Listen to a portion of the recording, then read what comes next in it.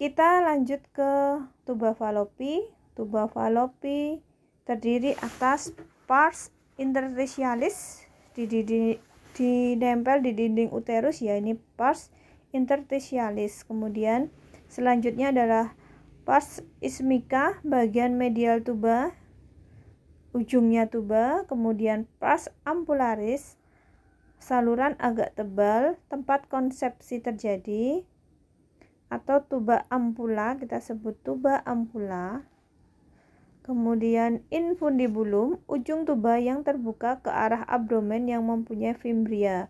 Fimbria ini seperti rambut ya, dia menangkap sel telur yang dikeluarkan oleh ovarium. Tuba falopi ini secara histologis adalah saluran telur terdiri dari 3 bagian secara histologis, yaitu lapisan paling dalam yaitu mukosa atau lapisan yang bisa mengeluarkan lendir, disusun oleh sel-sel kolumnar bersilia berfungsi membantu pergerakan dan nutrisi sel telur. Kemudian lapisan tengah atau muskularis disusun otot polos melingkar di sebelah dalam dan otot polos memanjang di sebelah luar. Kontraksi peristaltik dari otot tersebut akan membantu pergerakan sel telur ke dalam uterus. Kemudian lapisan yang paling luar adalah serosa. Sel telur yang dihasilkan oleh ovarium akan diteruskan ke dalam uterus melalui saluran uterin atau falopi, yang sering juga disebut saluran telur atau oviduk. Saluran ini panjangnya kira-kira 10 cm, terletak di antara lipatan-lipatan ligamen lebar uterus. Jadi dia di sekitar uterus. Nah, tuba falopi ini menangkap telur yang sebulan sekali dilepaskan oleh ovarium yang disebut ovulasi. Jadi sebulan sekali terjadi ovulasi di mana keluarnya sel telur dari ovarium. Ini nanti siklus pada perempuan berbeda-beda ya. Ada yang tiap 28 hari, ada yang tiap 30 hari, ada yang 31 hari. Dan siklus ovulasi ini ada yang tidak teratur. Jadi ada yang bulan ini 25 hari, bulan besok 28 hari, bulan besoknya 26 hari.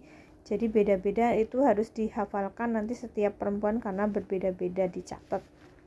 Kemudian selanjutnya sel telur ini akan didorong ke dalam saluran sel telur epitel bersilia dari infundibulum yaitu fimbriae.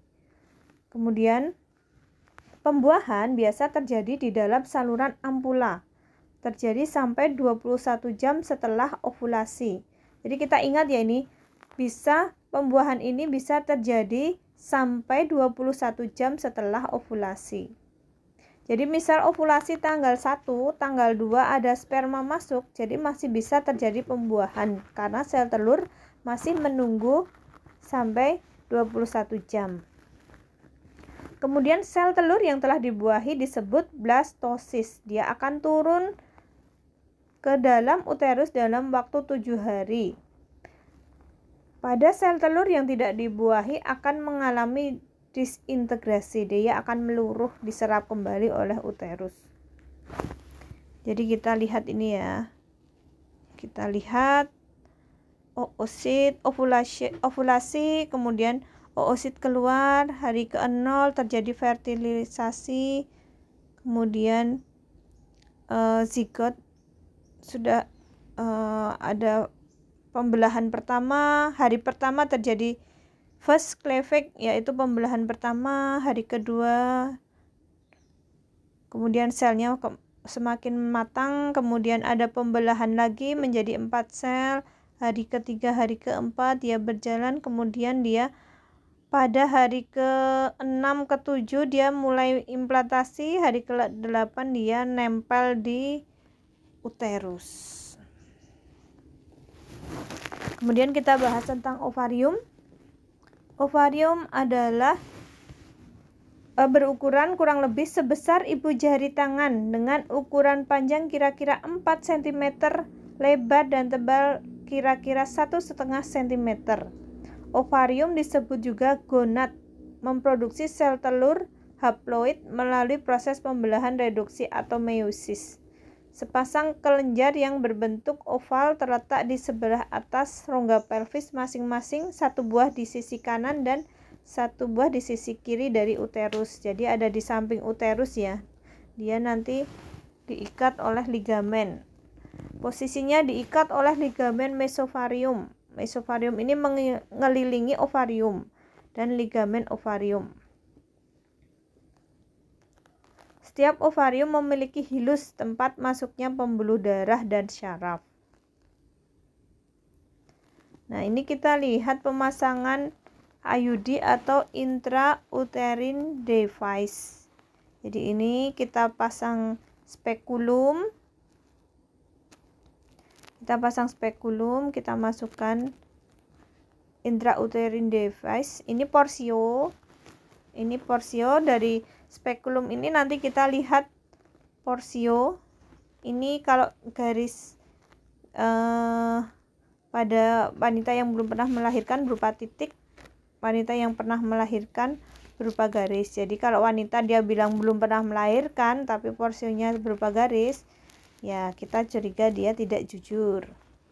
Kemudian kita masukkan, nah ini kita dorong intrauterine device atau IUD, kalau bahasa Indonesianya AKDR, alat kontrasepsi dalam rahim.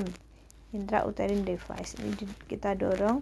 Ini kalau dulu bentuknya seperti ini, ada yang bentuknya seperti spiral. Jadi kalau orang-orang dulu nggak bilang IUD tapi bilang spiral. Saya KB spiral gitu. Nah, padahal kalau sekarang sudah nggak ada yang bentuknya spiral, adanya T, tapi tetap bilang saya pakai KB spiral, padahal bentuknya T. Jadi nanti kalau ada yang mendengar KB spiral, itu yang dimaksud adalah IUD atau AKDR. Kemudian kita masuk ke oogenesis. Oogenesis merupakan proses pembentukan ovum di dalam ovarium. Kita bedakan dengan spermatogenesis. Pada spermatogenesis, dia menghasilkan jutaan sperma. Kalau pada oogenesis, ovarium hanya menghasilkan satu ovum matang sekali waktu. Biasanya setiap bulan, tapi beda-beda siklus. Ada yang 28 hari, ada yang tidak teratur, ada yang 30 hari. Pada oogenesis ini pertama diawali oleh adanya primordial follicle. Kemudian primordial follicle ini menjadi primary follicle, kemudian menjadi oosit. Oosit ini menjadi secondary follicle, kemudian menjadi Gravian follicle. Nah, ini siap keluar. Kemudian di tengah-tengahnya telurnya sudah matang, kemudian mengalami ovulasi, yaitu lepasnya sel telur dari ovarium. Nanti ditangkap oleh Fimbria tuba fallopi. Kemudian bekas tempat sel telur ini kemudian berkembang menjadi korpus luteum yang berwarna kuning. Jadi ini sel telurnya keluar, kemudian berkasnya berkembang menjadi korpus luteum, kemudian yang kuning ini menjadi besar lagi, terbentuklah korpus luteum. Kemudian korpus luteum ini lama-lama terdegenerasi menjadi korpus luteum yang berwarna putih atau disebut korpus albikan. Ini perkembangan oogenesis ini nanti mempengaruhi dari produksi hormon. Ini ya, ketika terjadi ovulasi, maka sel telur akan ditangkap oleh Fimbria. Jadi di awal ini germinal cell berupa sel diploid, kemudian menjadi primary oosit, terjadi meiosis pertama, first bipolar body, kemudian terjadi meiosis kedua. Ini pembuluh darah yang memberi darah ke ovarium. Nah, ini kita lihat ini ya. Ini ketika terjadi ovulasi, ditangkap oleh Fimbria, terjadi fertilisasi di mana sel telur dibuahi oleh sperma, kemudian dia akan tertanam di ovarium. Nah, Ada yang akan saya jelaskan di sini. Ini salah satu yang menjadi kesalahpahaman di masyarakat, yaitu misalnya gini. Jadi asal muasalnya sel telur yang ovulasi pada sel telur ini berarti dia sudah dihitung 14 hari. Jadi karena dia ada perkembangan di ovarium itu dari primary, kemudian dia berkembang, itu kan sel telurnya udah hidup, kemudian dia ovulasi, dia udah punya usia 14 hari atau 2 minggu. Ketika dia punya usia 2 minggu, dia kemudian keluar, berada di tuba falopi, bertemu dengan sperma. Nah, pada usia 2 minggu dia bertemu dengan sperma, terjadi pembuahan. Kemudian dia melekat di dinding. Nah, misalnya pasangan baru menikah. Menikahnya tanggal 1 ya, misalnya tanggal 1, terus dia sebulan kemudian atau 4 minggu kemudian dia memeriksakan kehamilan, karena dia udah hamil ya. Diperiksa kehamilan, dokternya bilang usia kehamilannya 6 minggu. Nah, ini suaminya bisa tidak terima atau keluarga tidak terima. Loh, kok bisa istri saya hamil 6 minggu padahal saya baru menikah 4 minggu.